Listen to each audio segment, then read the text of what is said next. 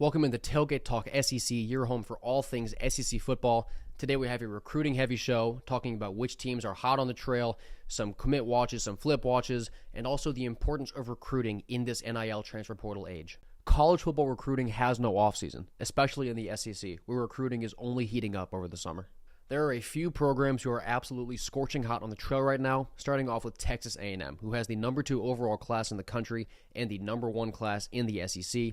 This past weekend, A&M gained the commitments of 2 5-star players, the first being defensive end Tristan Givens out of Columbus, Georgia, and the second one being athlete Brandon Arrington out of Spring Valley, California. For Givens, the Aggies beat out Tennessee, who was the other school getting official visits from Givens, and for Arrington, they got him from California, so they beat out these West Coast schools. He had taken OVs to Oregon and USC, so it's very impressive for the Aggies to be able to pull him off the West Coast and bring him to College Station. And the thing about Arrington, too, he's listed as an athlete, which effectively means he can do anything on the offensive side of the ball. And he has Olympic-type speed. He's getting buzz for being an Olympian in 2028. So this is a freakazoid of a player that the Aggies landed. And they also beat out LSU for 4-star running back KJ Edwards out of Carthage, Texas. There had really been a 2-team battle between the Tigers and the Aggies for KJ, but A&M was able to shut that down. In this day and age of recruiting, A&M specifically, more than a lot of other schools, is positioned very well to be an elite force on the trail with the NIL opportunities they can offer their players, the fact that they're in Texas, which is just a hotbed for talent, and the fact that it is a program really full of tradition. They haven't necessarily won a bunch of the big ones, which they get a lot of flack for, including from me, but they're set up very well to keep recruiting at a high level, and the fact that Elko is already doing it in just his second season, leading up to his second season rather, is very impressive. The second school that is red hot on the trail are the Florida Gators, who currently have the 14th overall class and the 5th best one in the SEC. Over the last 2 weeks, they've gained 6 commitments, and 11 of their 13 commits in this class so far have come in the month of June. The class is led by their 4-star quarterback Will Griffin out of Tampa, who's been committed for well over a year and has really turned from a recruit to a recruiter, helping to bring in talent with the coaching staff. They recently gained a commitment from 4-star wide receiver Marquez Daniel, who is from Tuskegee, Alabama. This guy's a 6'5", sort of alien-looking player who's got great speed and a giant body to be able to go up and catch contested balls and really box out defenders. They beat out Auburn for his services, and they also gained a commitment from 4-star corner C.J. Bronaugh from Windermere, Florida. They beat out Florida State for him, a big in-state battle for this corner, who a lot of people are kind of saying he could be one of the best corners in the class. So a big 2 weeks really, for the Gators. And finally, Kirby Smart and the Georgia Bulldogs are also on a tear on the trail. They currently have the number 4 overall class and the second highest class in the SEC. They recently flipped Shadarius Tootle, who in my opinion is already on the first team for all names in this recruiting class. They flipped him from Auburn on Sunday. He is a 4-star linebacker from Mobile, Alabama. Their class is led by 5-star quarterback Jared Curtis out of Nashville. And this month alone, they've landed 2 4-star corners in Justice Fitzpatrick out of Fort Lauderdale, Florida, and Caden Harris out of Brownsville, Tennessee. Now, with it only being June, there are obviously a ton of elite players who are still uncommitted and taking their visits and deciding where they want to continue their football career. So let's make some predictions as to where some of the top uncommitted talent will end up landing. This was the last week of face-to-face interactions between coaches and players until the season starts. So we're in the dead period now for the rest of the summer. So that means that schools were really putting it all on the table during these official visits in the month of June. And we saw that with Cedarian Morgan, who is a 5-star receiver out of Alexander City. He's deciding really between Auburn and Alabama. Bama got the last official visit, which can have an impact, but generally speaking, it's not necessarily the deciding factor. He'll be committing on July 2nd. He also took an OV to Florida this month, but the Gators aren't really in this recruitment. It's more of an in-state battle. This is a guy who, in his junior year of high school, he had 70 catches for over 1,100 yards and 14 touchdowns. He's just a dynamic playmaker. In this recruitment, I think I lean Bama. I trust that Bama's going to assimilate talent. They just are. From 21 to 24 in those cycles, Bama has an average recruiting ranking finish of 1.5. They're better than averaging the second best class in the nation. These guys just recruit. It's Alabama. So they currently have the 40th class. Bama doesn't really mean anything in June. There's no reason to look at that and say, wow, DeBoer can't recruit, because it's just not true. He's going to gain talent, and I believe that Morgan is going to be really one of those high-profile guys that kind of gets the ball rolling for Bama this cycle. Another 5-star player who will also be committing on July 2nd is edge rusher Trenton Henderson. He's out of Pensacola, Florida, and he announced his top 3 on Monday of Texas, Florida, and LSU. Florida State and USC were also involved in this, but those 3 schools, Texas, Florida, and LSU, have separated themselves as his finalist with just less than 2 weeks until he commits. I like the Gators to win this recruitment out in the end. They had a great visit with him on the 13th of June, an official visit, and I think that Billy Napier's done a great job of kind of bringing back, like, the best in Florida are going to stay in Florida, and they're going to play in Gainesville. He's done a great job of reestablishing that standard, and I think that will continue with Henderson. Trenton's a guy who, in his junior year, he had 18 tackles for loss and 10 sacks in just 10 games his junior year. This guy's an absolute game wrecker, and I think that the Gators are going to walk away with this commitment. Next up is Lamar Brown. He is a 5-star defensive lineman out of Baton Rouge, Louisiana. He's rated as the number 5 overall player in the country and the top defensive lineman. He'll be committing on July 10th, and his recruitment is coming down to LSU and Texas A&M. After his visit to A&M earlier this month, there was some drama and some confusion because he had a visit scheduled to LSU the weekend after, but reports were starting to come out that he was no longer going to make that visit, which got A&M people excited, got LSU fans wondering, are we really going to let this guy who grew up in our backyard go? But he ended up going on that visit, and because of that, I do think that LSU and Brian Kelly will keep him home. He's taken 7 total trips to LSU and just the 1 official visit to A&M, which kind of tells you all you need to know about where his mind's at in terms of, I want to stay at LSU, I want to spend all my time there. It really feels like that's where he'll end up. I talked about A&M earlier in this show about how good they are at recruiting. I don't think they're going to be able to swing Brown out of Baton Rouge, though, so I believe that he'll stay with the Tigers. Now on to Landon Duckworth, who is a 4-star quarterback out of Jackson, Alabama, and he's down to Auburn and South Carolina. Now, he has no commitment date set. He's taken official visits to both those 2 schools in this past month, with 1 more trip scheduled to Columbia before the dead period begins.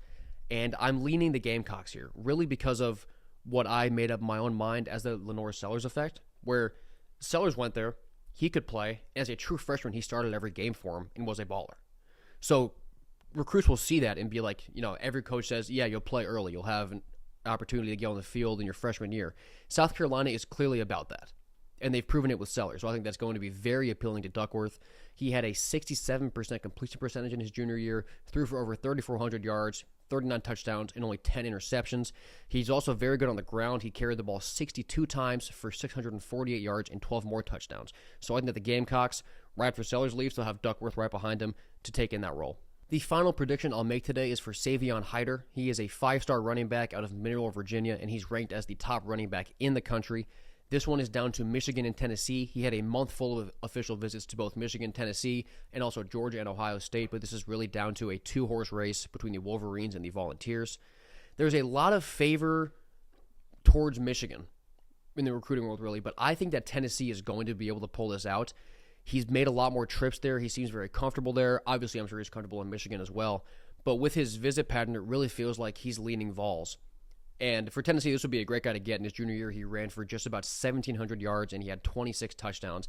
Absolutely dynamic player who could immediately make an impact in Knoxville. I think Tennessee is going to be able to close this one out. Perhaps the most entertaining part of the recruiting world is when a guy flips, especially a high-profile player. Now, I got 2 flip watches I'm going to talk about today. Now, these are not predictions that I think they'll actually flip. It's just situations that are worth monitoring. And the first one is Tristan Keys, who is an LSU commit. He's a 5-star wide receiver, the number 1 receiver in the nation, and the number 3 overall player. So he's committed to the Tigers, but he recently took an official visit to Tennessee. And it seems like there was already some momentum going toward the Vols in this recruitment to where they could really still be in it. There was a viral video of him dancing in the locker room on his visit.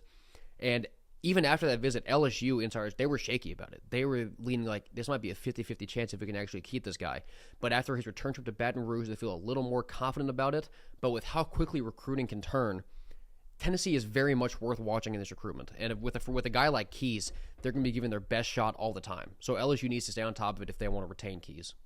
The next flip watch I have is Isaiah Williams, who is currently committed to Ole Miss. He is a 4-star linebacker out of Tavares, Florida. But his recruitment has been an absolute roller coaster since November of 2023. So in the span of just over a year and a half, he's been committed to Louisville, Syracuse, Florida State, Florida, and now Ole Miss. And I think that Florida is not out of it to regain his commitment. He took an OV to Florida this month that reportedly went very well. And he's a great player. He had 125 tackles, 4 sacks, and a pick in his junior year.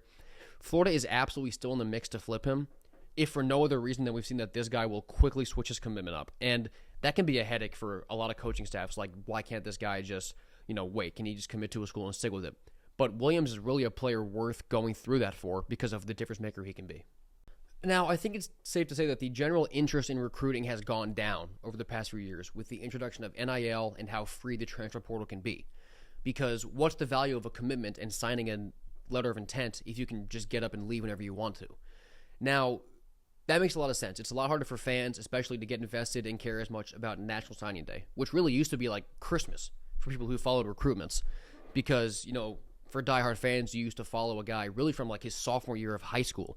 You'd follow what he was doing. You'd follow his visits. You wait for his commitments. If he signs to your school, that's great. That's where he'll be for 3 to 4 years. You knew that 10 years ago. You don't as much anymore. And that's a lot different now because guys can leave whenever they want. And the loyalty seems to be less to the school and the coach and more to, who is going to pay me the most right now. Recently, you look at Trevor Etienne. He was at Florida. Everything he said, he was like, I love Florida. He had eye black to Florida versus everybody. And then last offseason, he gets up and goes to Georgia. Like, though you just did not see transfers, especially to rivals like that, really ever until recently. And it's hard to really blame the kid for doing what he thinks is best for him. He's getting more money at Georgia. Georgia was already a proven winner. He wanted to win something meaningful, and he did. He won the SEC championship with them. And also looking to Florida, like with their young backs, it really didn't seem like a bad choice for him to leave. But all that aside, ETN is a great example of how recruitments and commitments can sort of mean less now. But despite all of that, saying that recruiting doesn't matter anymore is just ignorant and outright wrong. Looking at the teams like Alabama, Ohio State, Georgia, Texas, Clemson, Notre Dame, and Oregon, these are all teams that are perennially competing for playoff spots, making the playoff, winning their conference. Looking at their recruiting rankings, I talked about Alabama already. They're averaging a 1.5 finish, so effectively first and second over the past 4 years. Ohio State is averaging 3.75, so about the fourth best class every year. Georgia is at 2.5. Texas, 7.25. Clemson and Notre Dame are both averaging about the ninth best recruiting class over the past 4 years, and Oregon is averaging the seventh. So you can say that the transfer portal is making recruiting meaningless. It's taking talent away. It's shrinking depth. That is all true. But the foundations of recruiting are still what make programs great. You look at Florida State for the transfer portal, for example. In 2023, they hit a home run in the portal.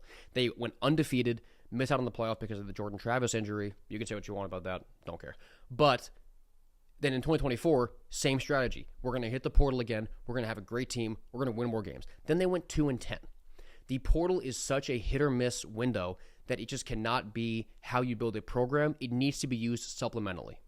And in terms of the portal versus recruiting, last year, we all remember when Lane Kiffin blew up about Ohio State's $20 million roster and how they just bought a roster out of the portal and they eventually won a championship with it.